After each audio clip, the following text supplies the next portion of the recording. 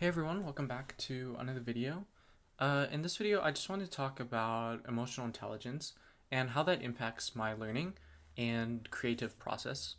I often get asked a lot of questions related to how I learn things, how I view the world, what my creative process is like, and a really large component of that is through my development and study of emotional intelligence.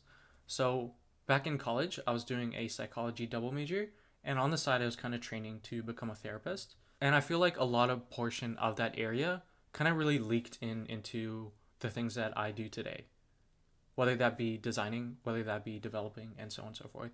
I also grew up in a very abusive household, so I developed extremely severe social anxiety for a really large part of my life. And overcoming my social anxiety was by developing my emotional intelligence over time. Of course, everything is a little bit more nuanced than what I explained in the video, but I tried to simplify it down so you can look at the way that I view the world, and hopefully that can inform the way that you learn and your creative processes as well. And hopefully it makes you a little bit more confident in things like embracing artificial intelligence, uncertainty, and all that sort of stuff as well, which I'll talk about a little bit towards the end of this video. But yeah, that's all. So I'll see you in my video. Peace out. Bye. Hey everyone, welcome back to another Learn How to Learn video. In this video, I'm going to be talking about emotional intelligence and how by improving your emotional intelligence, you actually accelerate your learning capabilities as well as your creative output. So to give a small definition or quick definition to emotional intelligence, it's basically the idea that you can understand your own and others' emotions and using that information to act in constructive ways, such as reducing your own stress, reducing someone else's stress, or making other people feel good about themselves, letting go of negative self beliefs, among many other things. Now, emotional intelligence is really important when it comes to learning highly technical content. And I'll get into that in a little bit, but before I get into that, I want to answer this question here that I get very often. Now, when I get this question, it's typically designers that ask me for help with development. And on the other side, it's also typically developers who say they struggle with creativity and design. Now, when someone asks this question, there's typically two broader categories that this question is rooted in. In one area, it's based on confidence and curiosity, like they're ready to tackle the next steps. They're like, hey, I'm not good at this. What should I do? Can you give me any resources? I'm going to start learning it and do it. So they're confident, they're curious. So the solution then is to give some resources, some encouragement, and let them do their own thing. Now, the second category is the one that I'll be addressing today.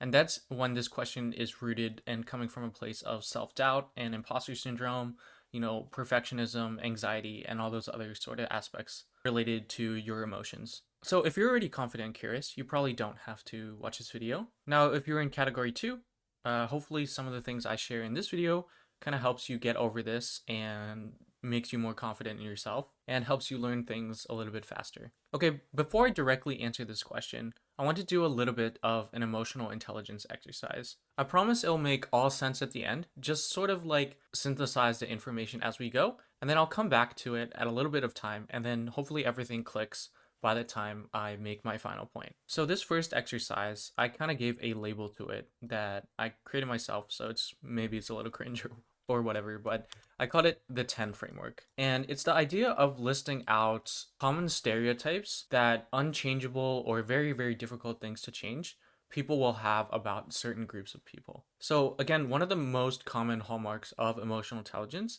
is being able to understand other people's emotions as well as your own. So by being able to identify stereotypes in different kinds of groups of people, you'll naturally better understand how they might feel related to their characteristics. So the first groups of people I have here, again, this is a false dichotomy. Most people are somewhere in between introverted and extroverted. But if you're more closely to an introvert, you can assume that you'd get some sort of stereotypes like these, some positive ones, as well as some negative ones. And if you're extroverted, you can assume some more positive stereotypes as well as some more negative stereotypes. So, what the 10 framework suggests is that within each of your characteristics, there will be 10 people that will think a specific thing about you just by virtue of you existing. So, here, if you're naturally introverted, 10 people will actually really, really like you for not engaging in small talk. But at the same time, just being an introvert, 10 people will think you're cold, unsociable, or aloof. 10 people will just assume you have social anxiety. 10 will try and get you open up more and think you're a little bit weird. But on the positive side, 10 will like you for being a good listener. They'll think you're a good listener because you don't talk too much. 10 will find you interesting and mysterious. It's like, oh, that person doesn't really talk too much, so they must be really interesting. On the extrovert side, it's like,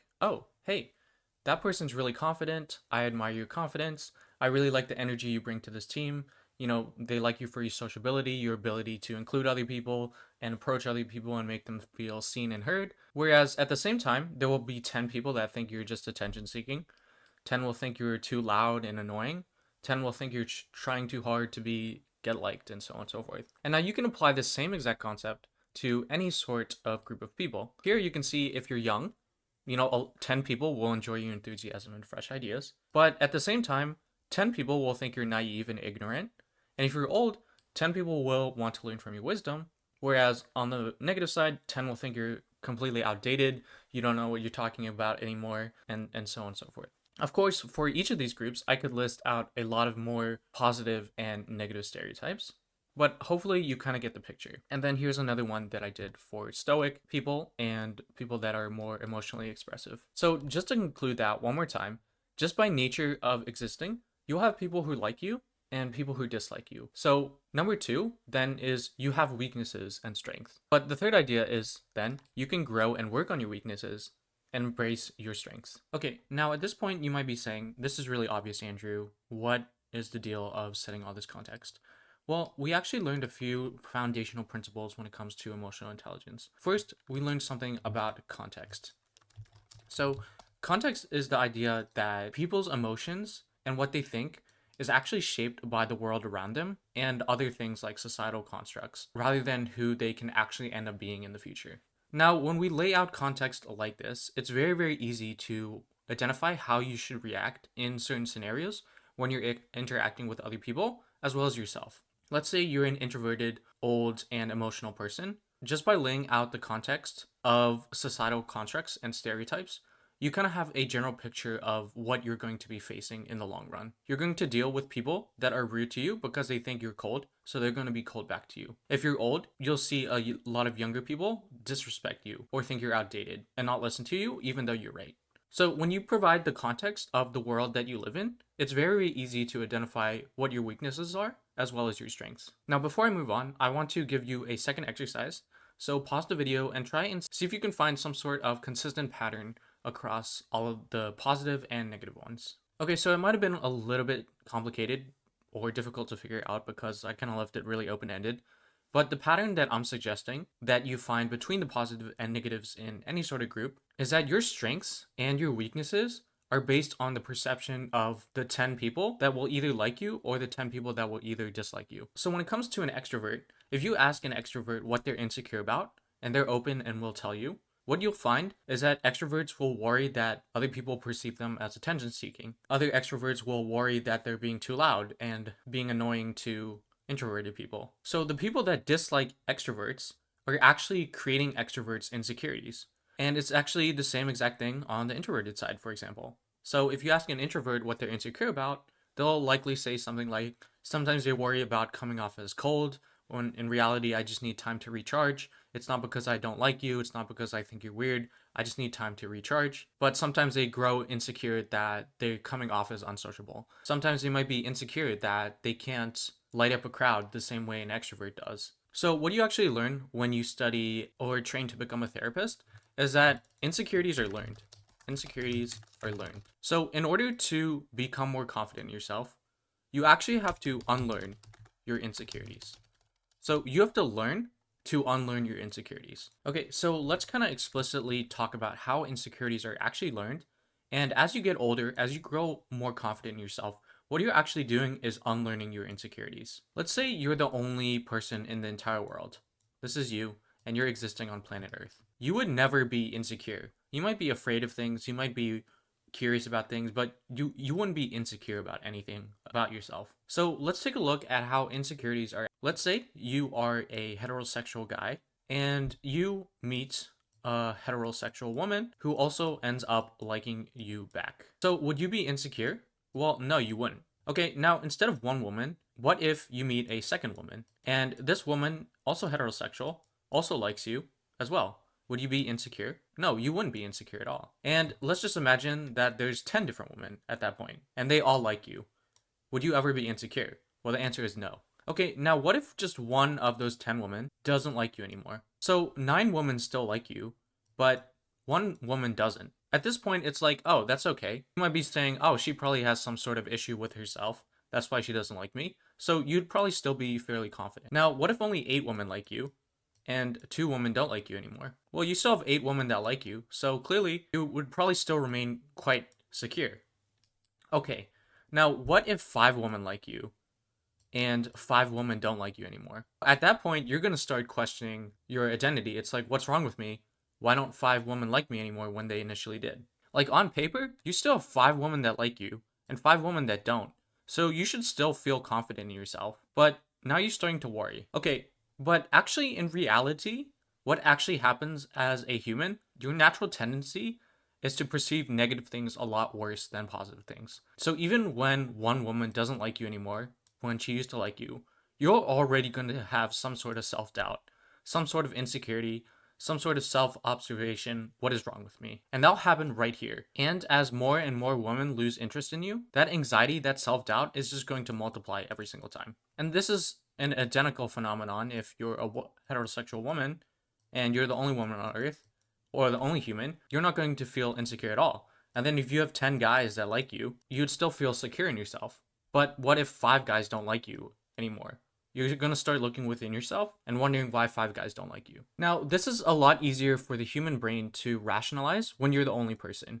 You can just say, oh, those 5 women that don't like me anymore, it's probably because I have too much attention and they kind of just want to explore the world around you. You know, the world is so big, so on and so forth. So it's kind of easy to rationalize that when you're the only guy in the world. Now, what happens when a guy comes into your world as well?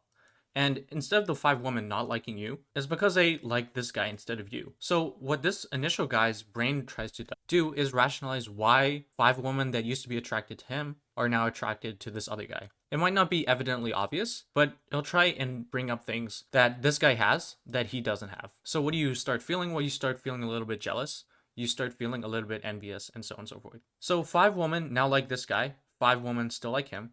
Now, what happens if you add another guy? 5 women now like that other guy, and then the other 5 women that used to like you now like this new guy. So now what your brain does is it'll take a look at this guy, and it'll take a look at this guy, see commonalities between them, and make a judgment on that. So let's say both guys are taller than you. This is a very, very obvious thing to observe. So by nature, you'll be insecure about your height. This guy will start feeling insecure about his height. So what he did was he learned a insecurity over time. And this is an insecurity that he had absolutely no control over whatsoever. And this is kind of like the same concept if we do it with a woman. Let's say you had 10 guys attracted to you, and then 5 of them went to this woman, and then the other 5 started becoming attracted to a third woman. Let's say the 2 women don't have moles on their face, and you have moles on your face. You're going to naturally feel insecure about that and hate yourself for it.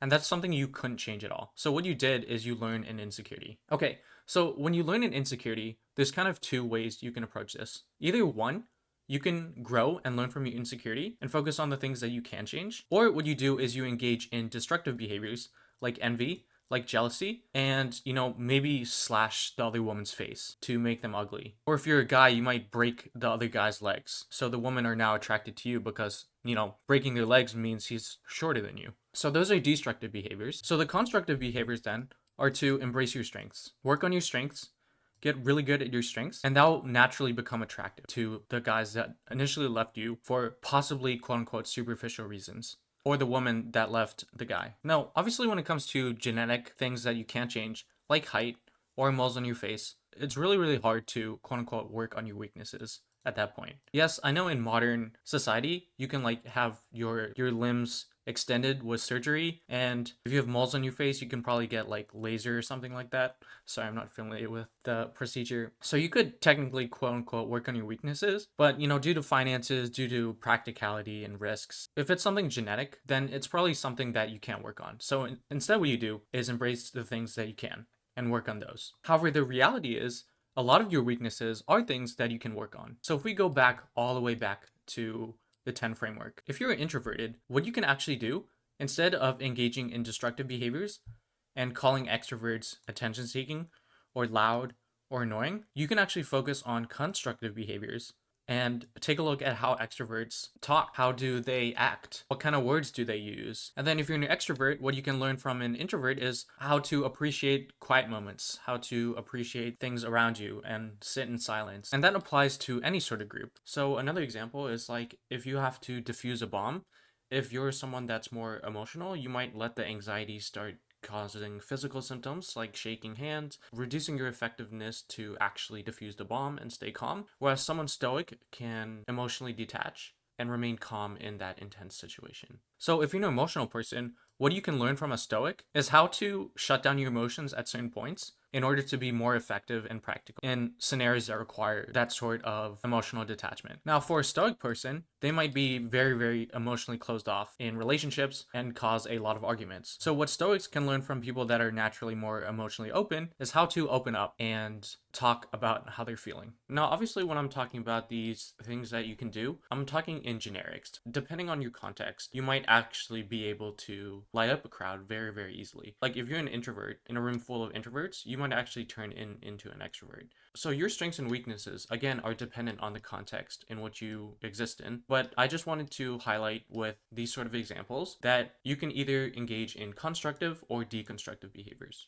Okay, so before I go into the designer and developer sort of context over there that I'll talk about in a little bit, I just want to recap what we talked so far. So far, we talked about context, the world in which you live in, and how that shapes how you feel about yourself, including your insecurities, your strengths, and weaknesses. At that point home, imagine you're a kid and you got this really, really awesome SpongeBob backpack that you really like and you want to show everyone. So you bring it to school, and instead of making other people happy and excited to see your backpack, what they actually do instead is laugh at you. They're like, oh my gosh, what a stupid backpack. You're such a loser. You're going to feel really bad about yourself and you're going to start feeling insecure. Now, what if on the second day, you still bring that backpack because you really like it, but then another new person starts making fun of you as well? Well, by the third day, you're not going to bring that backpack to school anymore because you're insecure about someone making fun of you. You're insecure about looking dumb. Basically, what happened to you is that you learned how to be insecure about something you really like. So as you get older, assuming you still like your backpack, what happens is you start accepting yourself, you start embracing yourself, you start loving yourself, and you'll start wearing that backpack in public. Who cares if people make fun of you? You're still gonna wear it. You're not harming anyone. Let people make fun of you. You like what you like, and the right people will treat you right. Now, another scenario is you actually just lose interest in a SpongeBob backpack as you get older, just naturally.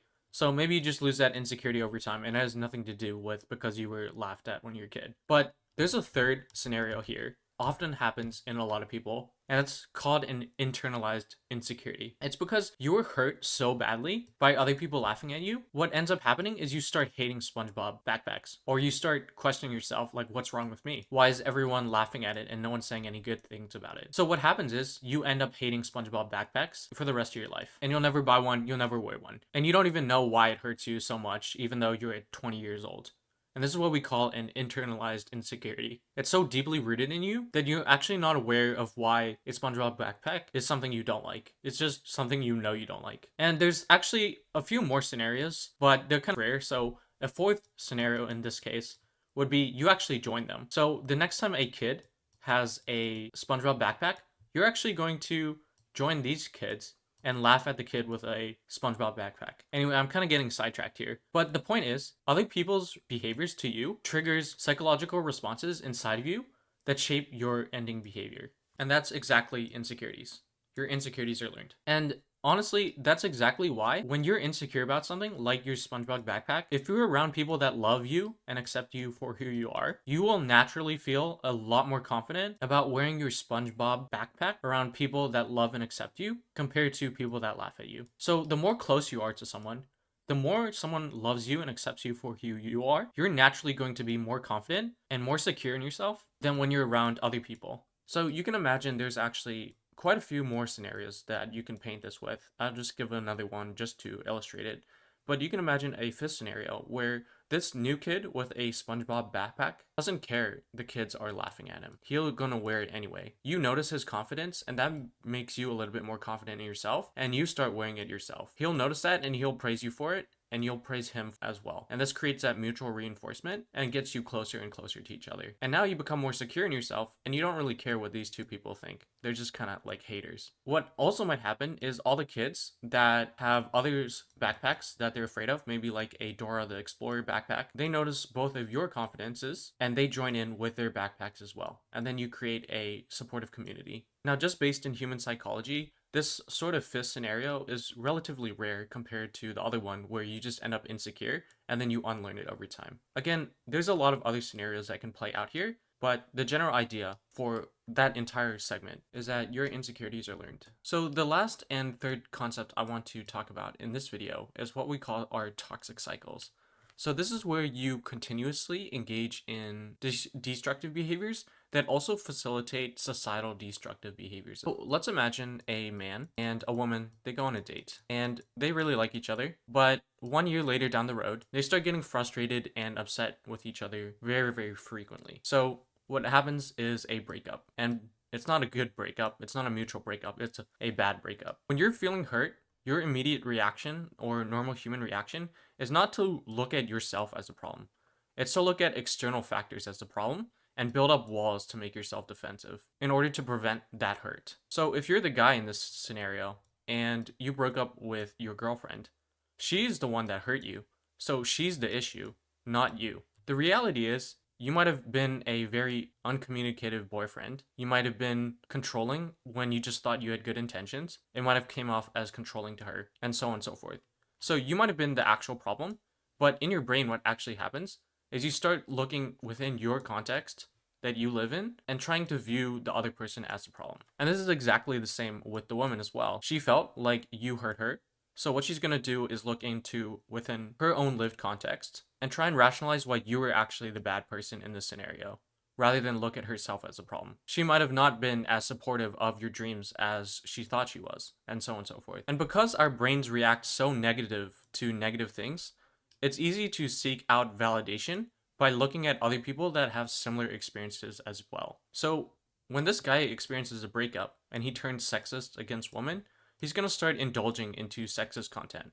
And that's the same exact thing with women. She's going to go to her friends, talk about how bad this guy is, and her friends are going to talk about how bad their boyfriends were or their exes were and get validated for that as well. So then over time, you'll just think, oh, it's kind of obvious all these people have so many bad experiences, men must be trash. Or the guy is like, oh wow, all these men have horrible experiences with woman must be trash. So what happens now, just from a simple breakup that is actually based in incompatibility rather than either person being a bad person, is a toxic cycle. This is not where the toxic cycle ends. What happens is, when a guy becomes sexist, he's going to start adding fire to the fuel to other guys that break up and start perpetuating bad things about women to this guy. That's going to be the same exact thing for the woman in this scenario. She's so indulged into sexist views against men, she's going to start spewing sexist stuff about men to other women, including to women that haven't even been hurt by men yet. Same thing over here. And then the guy or the woman hearing this kind of stuff will start having a negative bias against women, or the woman will start having a negative bias against the guy. So let's assume these two people haven't even dated yet. They already have a negative bias against each other when they go on a date. And when you have a negative bias against someone, it's really hard for you to be yourself. You're going to be anxious, you're going to be thinking of bad thoughts, and the date is probably going to be bad. So if the date is bad, what happens is you go back to the people that told you, yes, men are trash or women are trash, and they validate you again. And then the next time you go on a date, you're going to have an even stronger negative bias. And that date is going to suck even more. So just taking a look at this entire larger picture, what we have here stemmed from two people breaking up engaging in destructive behaviors, fueling a community of hate, and bringing other people that are neutral into this community of hate as well. This is what we know as a toxic cycle. So if you can imagine 100 people that break up and follow the same sort of destructive patterns, this toxic cycle is just going to get larger and larger. And this applies to a lot of different contexts, like politics, like young versus old people, and pretty much any quote unquote stereotype that you want to put in a social context. The reality of the situation is a lot of people don't go down a toxic cycle. The reality is, after you break up, yeah, you might think some bad things, some things that aren't true, but that's just a part of emotional processing and emotional growth. Over time, what you'll realize is that a lot of times, yeah, they weren't perfect either, but you weren't perfect either. And you'll learn how to grow from that. So the next time you enter a relationship, you take that knowledge and become a better partner. When you become a better partner, you're naturally going to find a better partner. And when you find a better partner, they're going to make you feel good about yourself. And when you feel good about yourself, you're not going to engage in these destructive behaviors. You'll be likely engaging in constructive behaviors and personal growth. That's not to say your relationship will be perfect and you won't have arguments or be frustrated at times, but it's not going to be something doom and gloom where you're unhappy for a really, really long, extended period of time. So this is kind of like the same idea, engaging people in constructive behaviors when it comes to therapy. So let's say both the men and women in this scenario contact a therapist to overcome their breakup. Now, in reality, most clients to therapists aren't completely open about what they're feeling and thinking, and that's a whole nother topic for another video. But let's just assume both the man and woman are completely open, and they tell their therapists all their sexist thoughts that they're thinking about. Now, if this man or woman said these publicly, people are going to shame them or think they're bad people and avoid them to death. To a therapist, that's not what they're thinking. A therapist will ask them why they feel the way that they do. And then they'll obviously definitely mention their breakup. So at that point, the therapist immediately knows that what they're actually processing is hurt and defensive mechanisms rather than actual ingrained sexist beliefs. If, for example, nothing recently happened, and let's say there were one of these people down here over in a toxic cycle, and they open up to their therapist about sexist views, the therapist will take a much different approach with the ingrained sexist person rather than the person that went through a breakup. So when it comes to a person with a breakup, the therapist isn't there to invalidate how you feel. It's almost expected at some point to have a sexist thought when you've been hurt by someone of a different sex. So a therapist's job then is not to invalidate your sexist thoughts. It's to understand where they came from and why you have them, and then to guide you on a growth path of constructive behaviors. And this is often guided by a series of questions, obviously getting to know you better, but also getting to know some good and bad scenarios in a relationship. Or asking you, like, you did X on this day, how did that make you feel? You did this on another day with a different person, how did that make you feel? Do you think if you tried Y on day X, how do you think that would make you feel? How do you think that would make them feel? Have you tried Y before in a different scenario? So on and so forth. And as you ask these questions, as you get your client to reflect on themselves as well as the relationship and their relationship with other people, they'll naturally start losing their sexist thoughts and take a look more realistically at what actually caused the issues leading up to that breakup. And this is where growth starts happening because things start clicking, things start making sense, and you just start engaging in emotional growth. What it helps is speed up the emotional processing phase. So without a therapist, you might take 5 years to self-reflect just through other experiences to process your emotions and let go of the hurt and resentment that you're feeling. Whereas with a therapist, it might only take 1 or 2 years because they're helping you guide your emotions and you can kind of rant and get things out, which also has some benefits as shown in science. Okay, so if both individuals at the end of the breakup grow, does that mean they'll come back together? Well, no, because there's probably still practicalities and incompatibilities that emotional growth isn't going to solve. Like maybe one person likes hiking and the other person doesn't, and that's like a huge deal breaker. Well, they can both be emotionally grown, but if that's a breaking point for one person, then nothing else really matters at that point. But what it does mean is now they can find other healthy partners that are compatible with them. So the entire point of this section is to say that your fear of being hurt can either lead you down to a dark path or it can lead you into a growth path. Luckily for most people, it's somewhere obviously in between. You're not just going to open up to a therapist, get everything and process everything, even though you know what is quote unquote right and that you only have one life. So you shouldn't waste time being resentful and so on and so forth, right? That's not how emotions work. you still need to process it. And you're not going to do that perfectly. You're probably going to maybe indulge in some sexist content for a little bit, and then maybe seek out help with therapy, and then regress a little bit and seek out sexist content again, and then regress until you eventually grow. And that's a very, very common reality. Obviously, the more emotionally developed you are, and obviously the circumstances around the breakup, it'll be a lot different than what I'm describing. This is just like imagining a very, very bad breakup. Okay, so we know that your fear of being hurt can either leave you on a dark road or a good road. But where does fear actually come from? Well, fear is actually the fear of unknown. And if you take a look at it, being hateful, being fearful of something, being fearful of being hurt by something is based in not understanding. If you take a look at a sexist guy and ask them questions about women, they're completely oblivious to how women think. And it's exactly the same thing when you ask a sexist woman how men think. They don't actually understand that at all. They think they do, but they actually don't. So what happens is they remain fearful. And since they're being fearful of being hurt, then it's natural, easy just to seek validation with other people that share similar values to you. So the idea then is the more you know, the less you fear because you already know what is going to happen and how it's going to happen. So the point is, the more you know, the less fearful you become and the less hateful you become as well. Someone who has processed their emotions, they know a lot more now. They know what their weaknesses are. They know where they messed up in the relationship, where the other person messed up in their relationship. They know more things, so they're less fearful. And because they're less fearful of being hurt, they're not as hateful. They become more emotionally resilient, knowing how to handle these situations later down the road. It's the same way that you can imagine a tour guide who knows about bear behavior will be less afraid of someone that doesn't know anything about bears at all. However, if the tour guide were to choose to share a room with a bear or share a room with a human, they're likely going to choose a human because they know that most humans have empathy, have a conscience, and are less likely to hurt you than if you share a room with a wild bear. Even if you know and understand how a bear works and acts, using your knowledge, you're still more likely to choose a human. And that's actually the same exact thing when it comes to over here. When you criticize someone that is different from you, you're actually afraid of them in some sort of regard. Let's say you're an introverted person and you criticize an extroverted person for being too loud and annoying. What you're actually experiencing is fear of being hurt by that extrovert. As an introvert, your mind is already naturally stimulated, which is why you don't need as much social interaction as an extrovert. So you're actually kind of afraid that the extrovert is going to keep talking and overstimulate you and, in the end hurt you and cause you a lot of stress. And this is kind of like the same thing with an extrovert when they criticize introverts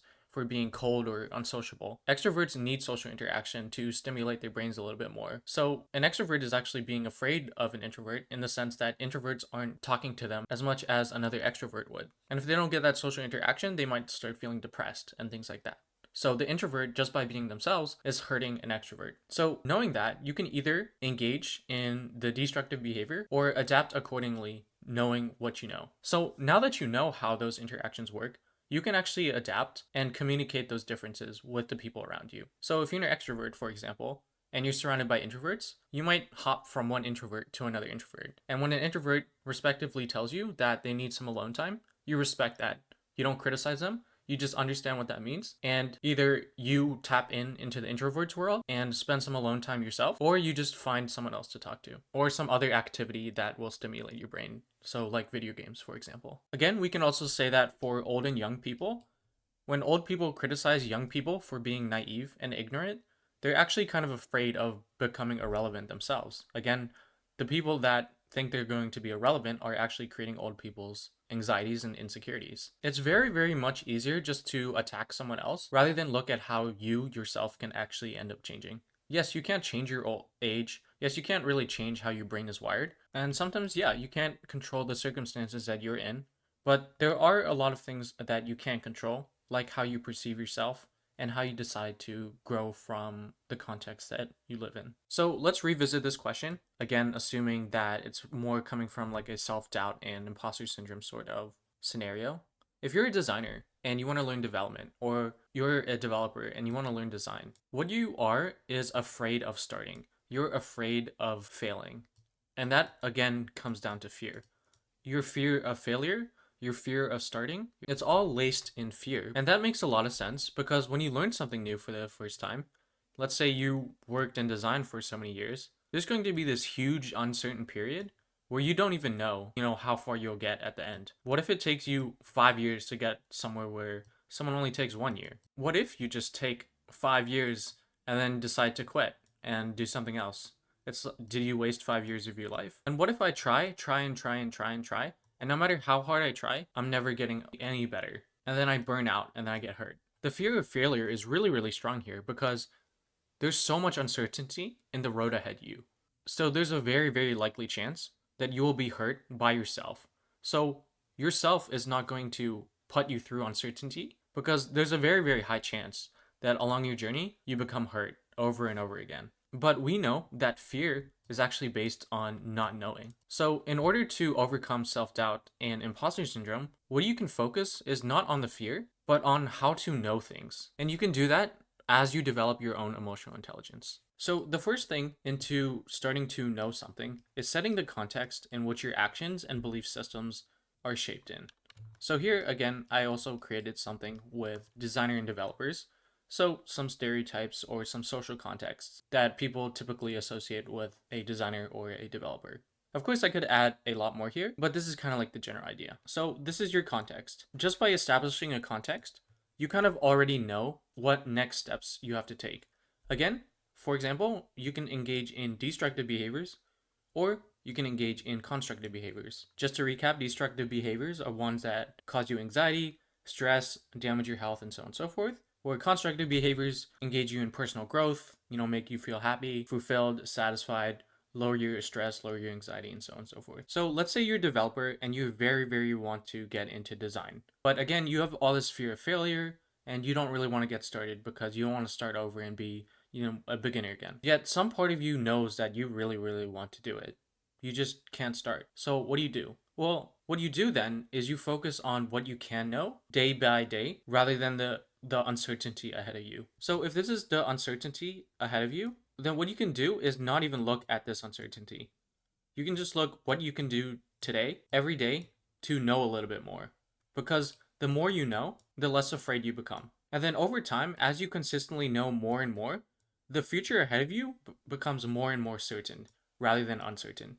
And you'll just find this naturally as long as you focus on knowing things and learning things. So, how does that actually look like in practice? Well, if you're a developer, what you can do is focus on all the positive things that people actually like about designers and ask them questions related to that. Reach out to some designers and say, hey, what inspires you? Hey, what makes you creative? What do you pay attention into user interfaces? So you kind of be more open minded. And then you'll know a lot more things. You'll know how multiple designers think.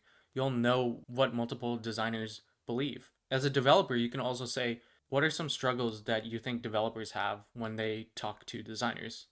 And make note of this and then see if you have that within yourself. Has people told you that before?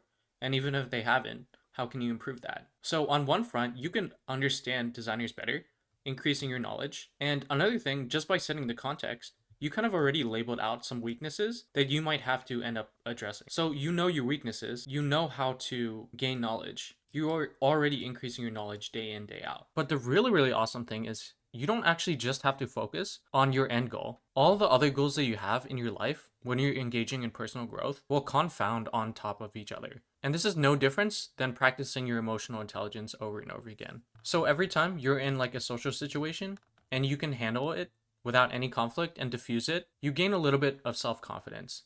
And when you gain a little bit of self-confidence over here, it's going to help your self-confidence over here. It's the same way if you broke up and you kind of process that really well, you're going to handle life's hardships a lot better than someone who doesn't process things as well as you do.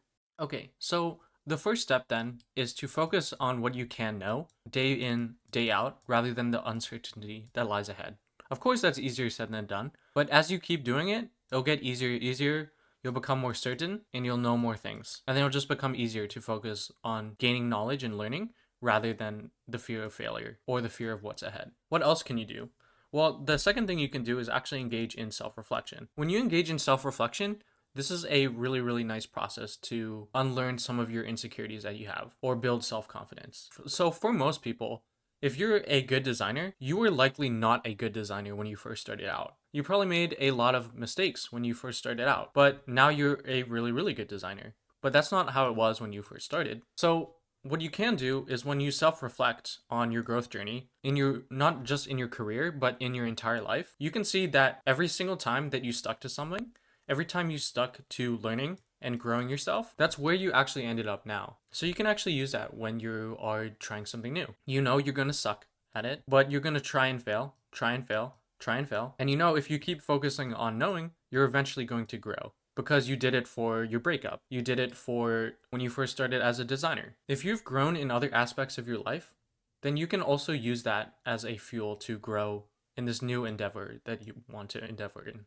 Self-reflection is also the process in how you internalize life advice. So here's some generic life advice that for the most part is mostly true. Like, don't worry about things you can't change, just give you anxiety, stress, all that sort of thing. Or the people who care about things that you're insecure about, for example, moles on your face or a twisted nose or something like that. The people who care about those things, they don't matter. Whereas the people who matter to you and love you and accept you for who you are, they don't care about those things. And then, another one is like, it's just a bad day, not a bad life sort of thing. So we've kind of all heard these generic life advice, maybe in different forms, maybe in different contexts, and so on and so forth. They've all existed in some sort of form for thousands of years now, I believe. If generic life advice for the most part is true, why doesn't it help anyone? Well, again, as humans, we have to emotionally process things before it actually starts helping us. And when it comes to life advice, you have to process life advice in order to internalize that, where to the point where it becomes second nature and you don't have to consciously think about it. Your body will just react that way accordingly. So over here, you can see this thing called stages of life advice. So there's kind of 4 stages that I like to look at it. You don't know about the life advice. So, maybe that's not a stage. But the second stage is you know about the life advice, but you don't really understand it or feel it yet. And then the third stage is where you understand and start feeling it. And then the fourth stage is internalizing it to the point where it becomes second nature to you. So if we take a look at the things like don't worry about things you can't change, which is a very, very good life advice, you might not know about it at all. So you don't even know it exists. Second stage is you know the quote. Third stage is you actually understand and feel it. So sometimes you might catch yourself worrying about something you can't change, like people's perceptions of you. But then you read this quote and you're like, okay, you start to calm down a little bit. But then your brain goes back a little bit and starts worrying about that again. And then maybe an hour later, it starts calming down again after reading this quote. But then an hour later, you start worrying again. So this is where it comes into stage 3, where you understand it and you start to feel it, even if it's a little bit chaotic. Now, the fourth stage, which is the most difficult stage, it's to the point where as soon as you realize it's something you can't change, you don't even feel worry about it at all. Your body doesn't even react. Your body doesn't worry about that thing that you can't change. And in order to get to this fourth stage, you can engage in self-reflection. And this is typically why older people are generally, quote unquote, more emotionally mature or emotionally developed compared to young people. It's because by nature of being older, you have so many more experiences to reflect on compared to a younger person. But that doesn't mean a younger person can't internalize life advice. If you constantly self-reflect and look back at your experiences as a younger person, you can accelerate the internalization of life advice. You can accelerate your personal growth. Like as you get older, your body will just naturally realize that every time you're worried about something you couldn't change, it just gave you anxiety, it just gave you stress. And over time, your body will just become, desensitized or more mature about it. Assuming the older person takes some time to reflect and look back on their experiences in which they worried about something they couldn't change. So you can accelerate all through these stages just by taking an active note about your experiences, how you felt, how you think other people felt, all those things regarding to the situation. And by nature of doing that, what you're also doing is increasing your knowledge, which also reinforces your self-confidence, which reduces uncertainty, and that will also boost you as you do these other things like being open-minded and engaging in constructive behaviors and working on your other weaknesses. So the whole thing is sort of a holistic experience. So the fourth thing you can do to overcome your uncertainty is actually to completely change the context in which you live in. So if I just take a look at the context that I established here, you can actually completely create your own context rather than exist in this context. If you think about it, designer and developer, these are societal constructs. There's no such thing as a designer, and there's no such thing as a developer. These roles exist because of specializations that happened at a very, very young period of time in humanity's history. So what you can do then is, instead of looking at yourself as a designer or developer, you can construct another context over here where you're just a creator. You're someone that creates things. You're like a chef. And this is kind of exactly the same way I approach the things that I do. I just view myself as someone that creates things. I just view myself like a chef. Like a chef knows how to cut food. They know how to design a plate.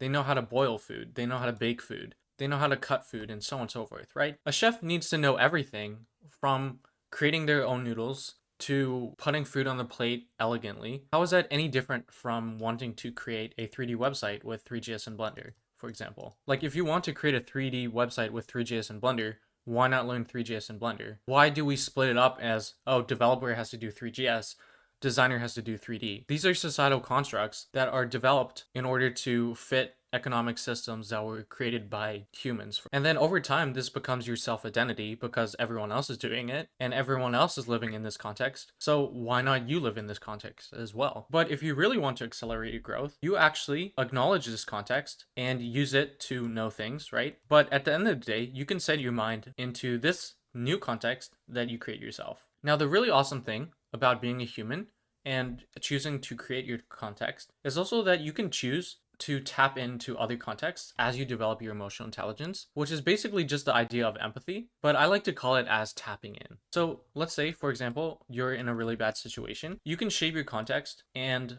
to be around a stoic. You can think about the things that stoic people really like, or the things that stoic people indulge in. What kind of movies do stoic people like? What kind of articles do they read? So on and so forth. And then when the situation comes to become stoic, you can tap into that context and shape your behavior just like a stoic. Or you can say that one of your friends is going through a really, really bad time.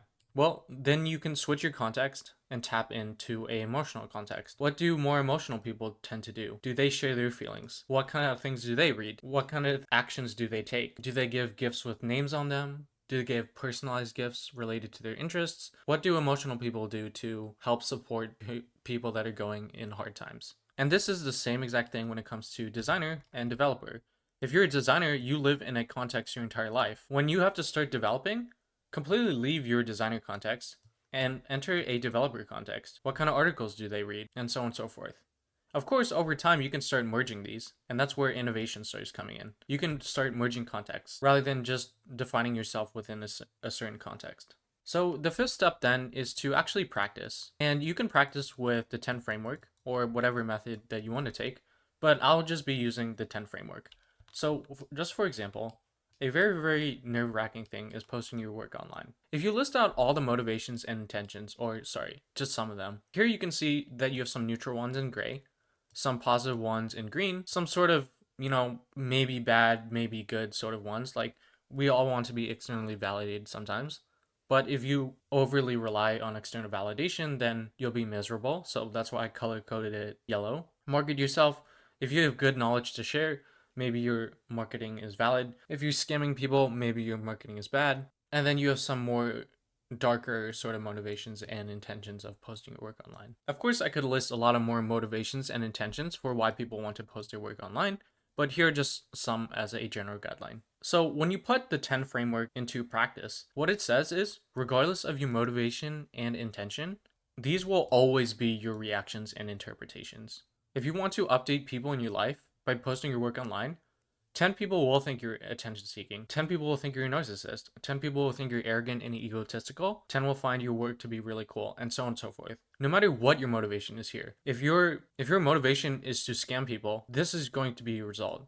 If your motivation is to brighten someone's day by posting your work, this is going to always be your result. Of course, in reality, that's not actually what happens, but with the 10 framework in practice, it just says that you can guarantee yourself this. So when you guarantee these will always be the outcome, you have no fear of uncertainty anymore. So you have no fear of being hurt because you already know what's going to happen. This will give you the confidence and the security to actually just post your work online anyway. And if you really, really think about it, the people that have bad intentions like these, they don't care either. So if you have good intentions or neutral intentions, or even slightly bad intentions, why do you care either? Of course, that's easier said than done, but that's kind of the general gist of the 10 framework to help you overcome not caring. Because bad people don't care, so why should good people care? Of course, good people care because they're ethical and they don't want to be perceived this way. But the 10 framework is saying, no, you can guarantee yourself this will always be outcome, reducing any sort of fear or uncertainty.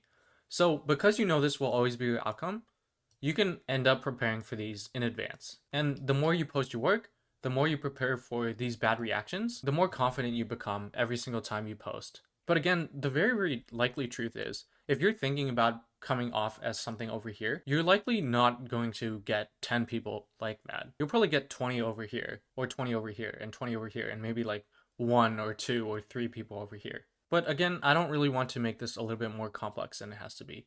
Of course, I could always do that because motivations and intentions are never this only, right?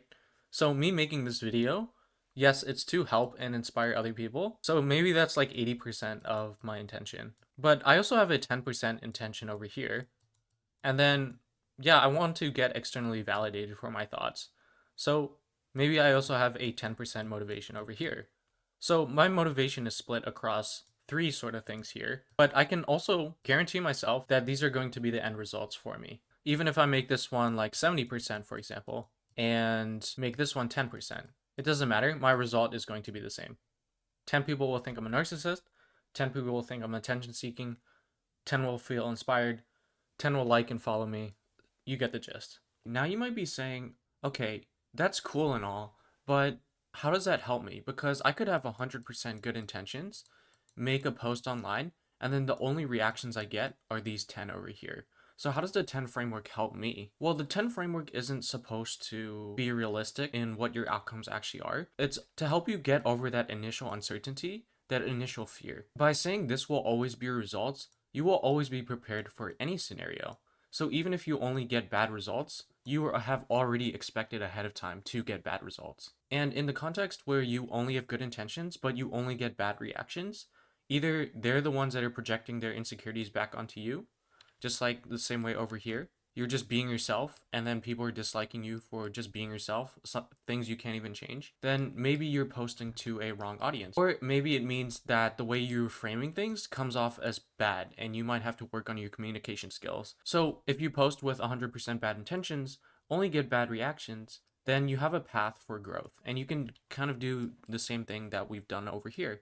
Set the context. Why is it that you think you have good intentions, but people react badly, and so on and so forth? Sometimes it could be a you problem, sometimes it could be a them problem. So over time, you'll be able to determine that more accurately, where your motivations will reflect the way that people feel about you. But again, it'll never be perfect. And this is exactly why scammers scam, because they know no matter how disingenuous they are, they will find 10 people that believe them as scammers. And that's how they make their money. So just to summarize what the 10 framework is actually saying is when we're afraid of something, it's because we don't know what will happen. So we stay in this state of what if. So the 10 framework will actually just say it's will. This will happen. So if it will happen, then how will you react to it? And you can do all of this in preparation beforehand. And this also connects to the idea again, just by nature of existing, you will have people who dislike you.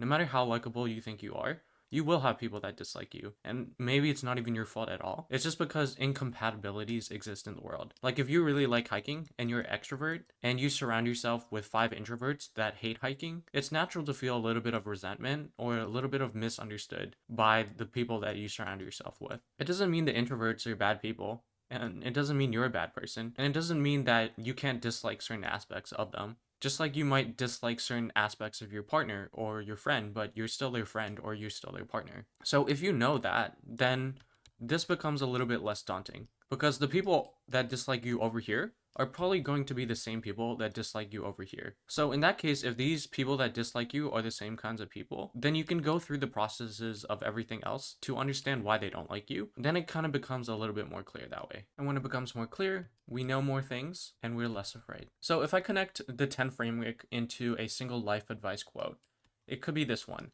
Bravery is not the absence of fear, but the ability to act despite it. And again, we know some methods to start internalizing life advice. And the 10 framework is one way to practice and get to the point where you can act despite being fearful. So one thing that you'll encounter a lot as you interact with more and more people, especially like posting your work online, is the projection of insecurities. So if we go back to the man and woman example that broke up after a year, Let's say later what he found out is that she is now dating someone taller than him. If the guy is insecure about his height, what he's going to start saying to his ex, if they somehow happen to meet up again and he's still insecure about his height, he's going to be like, oh, you left me because I'm short. But the very, very large reality of the situation is if she dated you in the first place, your height is almost certainly not the reason why she left you, because she found you attractive enough to date you in the first place. Unless that came from a place of low self-esteem, so, things like that. But assuming she actually genuinely liked you, her leaving has nothing to do with your height. Whereas this guy believes it because he's insecure about his height. So he's projecting his insecurity onto her new boyfriend as well as her as well. A more confident guy through a breakup, if he's confident in his height, he's less likely to think it's his height that caused her to leave and actually look at the real reasons why she left. Or you can also compartmentalize your insecurities. Maybe you're not insecure about your height, but you're insecure about your face. So you might start projecting, oh, she left me because she thinks my face is ugly, or something like that. So in any case, here you can see these are what we call projections of insecurities. It doesn't mean they're necessarily wrong all the time, but the entire purpose is instead of looking at things realistically, your brain likes to create these defensive walls and attack other people because what it's feeling is so much hurt and so much pain. Like from an emotional standpoint, it's like people shooting arrows at you.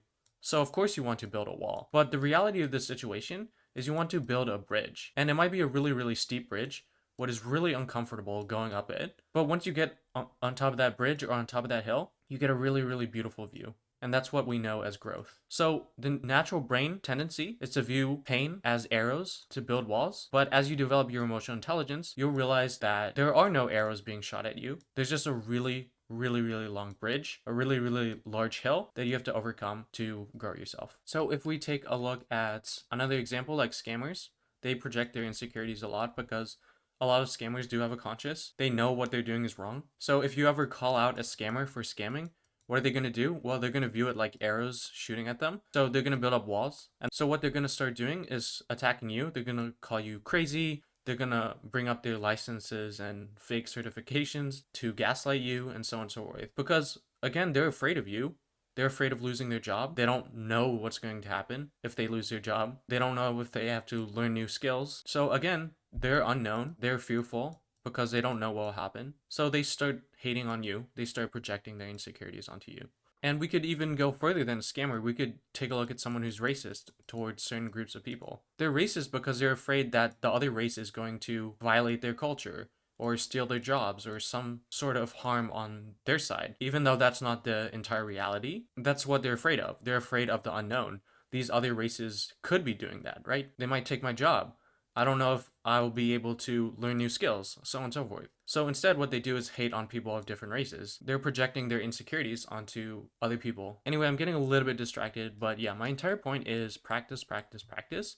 And one way you can do that is with the 10 framework. So the second way I can give you to practice is actually to look for ways to be constructive beyond your initial impulses. So I want to revisit the projection of insecurities examples that we have over here. Again, a racist person is actually just someone who's afraid of other people of different races because they don't understand things. So they're afraid. So the natural human reaction to hurt, again, is to build up walls and attack the other person. So what we say is like, oh, you're racist, you're a terrible person, you're bad, screw you. And sometimes that works, but a lot of times it doesn't, especially for extreme racists. So how do you actually make a racist no longer racist? Well, again, instead of building a wall and attacking back with your own arrows, you actually build a bridge. And again, that bridge is going to be a steep bridge to the point where both of you can grow together. And this isn't a new concept. If you take a look at this guy, who is a huge inspiration, he attends KKK rallies, and through his kindness, through his understanding, he converts a lot of KKK members to leave the KKK. And there's a lot of other examples online. For example, this one over here, a neo-Nazi removes his swastika tattoos after treats him with exceptional kindness. Because both of the KKK and this former neo-Nazi, they're afraid of things they don't know. So when they experience kindness, when they experience how the people they hate actually act and find that they can be safe around them and accepted around them, then they lose their fear of the unknown and they lose their racist thoughts. And all of it really, really makes sense if you take a look at evolutionary psychology. Like, where does racism actually come from? Well, it comes from survival. Back in the old days, everyone was separated. right? So let's say you're born in Europe area and you're white, and another person is born in East Asia and they look Asian. The moment you find someone that looks different from you, you're going to be extremely afraid and they might attack you, they might hurt you. You don't know what they're going to do anymore because you've only seen white people your entire life. And this is exactly how racism starts. And then we have a tendency to look at things negatively. So even a neutral reaction from a different culture, an East Asian culture, might be perceived as negative. So you build a wall and then you start attacking the other side. They feel hurt, they start attacking you as well. And this is where racism comes in. If you take a look at the picture of humanity as a whole, we've all been on this really, really large bridge of growth. Like if you take a look at the bigger picture, it's almost like we needed slavery, we needed war, to realize that slavery and war was bad. Like that was part of our emotional processing as humanity within itself. Okay, so how does this translate to things that you can practice in your day-to-day life? Well, let's say you have a really rude coworker. Your natural tendency is just to ignore them or be rude back to them or try and avoid them as much as possible. Now, while this is a perfectly quote unquote valid solution, what you can actually do is practice your emotional intelligence and try and wonder why this guy is rude. Maybe get to know him a little bit better. Maybe treat him with kindness and see what happens. He might open up to you and talk about how he gets in arguments with his wife. Now, you might wonder why he gets in arguments with his wife. Is he insecure about something? And if he's insecure about something, where did that insecurity come from? Did it come from his childhood? Because he was bullied and he never worked through that. So that projection of insecurity came into his relationship. And now he's projecting his insecurity as being rude to you or everyone else in the office. Once you identify why he's rude to everyone, you can actually help him work through that insecurity. And then over time, he'll just not become rude anymore. Now you might be saying, Andrew, that's not my problem. He's the one that's rude. He has to do that and figure that out himself. I'm not going to tolerate that behavior. But if you think about it, if you have to work with someone that's rude all the time, it also takes a ton of emotional energy to ignore them or be rude back to them. So why not at least try and make an attempt to understand them a little bit better, treat them with kindness, and see how far that takes you. Of course, at a certain point, there are people that you can't help and that refuse to change. And at that point, yes, you can go back to ignoring them or trying to disassociate with them as much as possible. But if you only do this, then there's never this possibility that that person won't be rude anymore. Of course, I'm not saying you should tolerate bad behavior. I'm not saying you should abuse yourself in order to help someone and drain yourself. Like you should prioritize your health first. But what I'm saying is there's a lot of times where the emotional exhaustion of having to deal with a rude person and being rude back to them or just like trying to ignore them is a lot more exhausting than trying to help that rude person, if that makes any sense. But again, you have to be the one to determine that. It's just one other way to practice developing your emotional intelligence. Just to go back, the second way to practice things is to practice controlling your impulses. Like if someone's rude to you, pause a little bit moment, take your frustration, and then turn it into curiosity. Okay, that person is rude to me. Why are they rude to me? And then see if you can actually help them work through their insecurity or whatever they're kind of going through, within reason. Obviously, that won't always happen, but there are a lot of cases where it will. So don't disregard those cases because those are great opportunities to grow yourself. All right, so now what we can finally do is revisit that question from the start of the video. So how would I answer this question? Or how would you answer this question now? Well, I'll show you how I would answer it, and you'll actually see that it's pretty much just a summary of everything we already covered. So to answer this question, you can improve your emotional intelligence. And to improve your emotional intelligence, it's actually doing all the things that we've already covered in this video. Focus on knowing things day by day, not about the uncertainty. And one thing I didn't mention is that every single day you are learning something new, whether you realize it or not. It could be a new way to cook something. It could be a new way to look at something. It could be you forgetting something, and maybe next time you won't forget that ever again. So when it comes to, wanting to do design or do development, you can focus on knowing things every single day. And the more you know, the more certain your future becomes. And the fear that you have will start naturally going away because you know more things. Again, we can also change the context we live in. Designer and developer are societal constructs and labels. You can view yourself like a chef. They do everything, or someone that just creates things. Like a musician is the same as a developer. They're both people that create things that make other people happy. The only reason we distinguish it as humans is because we need some form of communication. But in reality, a musician, a chef, a developer, a designer, we're all people that create things. So view yourself as a creator, not as a designer or developer. Number 3, you can engage in constructive behaviors. The natural human tendency is to engage in destructive behaviors, but the more you engage in constructive behaviors, the easier it becomes over time. And then number 4, self-reflect and introspect often. This is a really, really powerful tool to internalize life advice. Like don't worry about things you can't change. You can use it to look at other moments where you grew together and use that as fuel to tackle this new endeavor. And self reflection is a really, really good way to look within yourself and find your insecurities and try and understand why you feel insecure about the thing that you do. And then the last one, I guess I didn't really explicitly say it, but the stronger you feel about something, the more you should ask why. And the more you understand why, then you'll also ask the how. And then once you understand the why and the how and all the associated other questions, you'll know more. And then over time, you'll become less fearful. It's the same way when you're talking to the rude person. Your strong reaction will be to be negative. So ask why.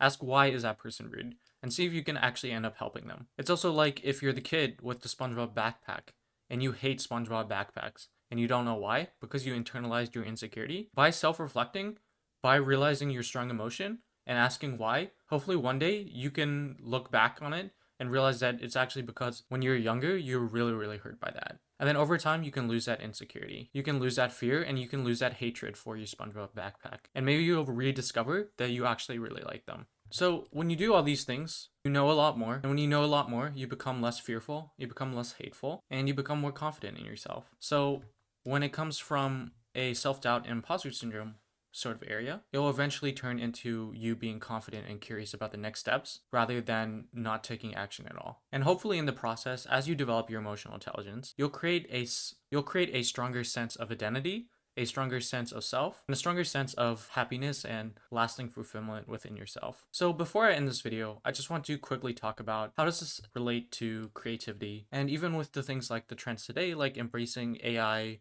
uncertainty and replacing jobs and all the anxiety surrounding AI. Well, if you think about what we're actually doing when you're improving your emotional intelligence, you're actually already engaging in something that AI can't do. AI struggles with context. As a human, you can actually establish multiple contexts. You're the one providing context to an AI. Until we get to the singularity where AI can think for itself, it will always need a human to think of the context. And as a human, you can define your own context. And when you improve your emotional intelligence, you can tap into different contexts and make connections between those, which is inherently creative. And this will show as you design things and create meaningful experiences. This is something that AI cannot do yet. They cannot form their own context. So when you can do something that AI can't do, the AI uncertainty and all the anxiety around there becomes a lot less daunting. When you do all these things, you are inherently learning things. And when it comes to accelerate your learning, well, as you become more confident in yourself, one thing to accelerate learning is believing in yourself rather than not believing in yourself at all. If you ever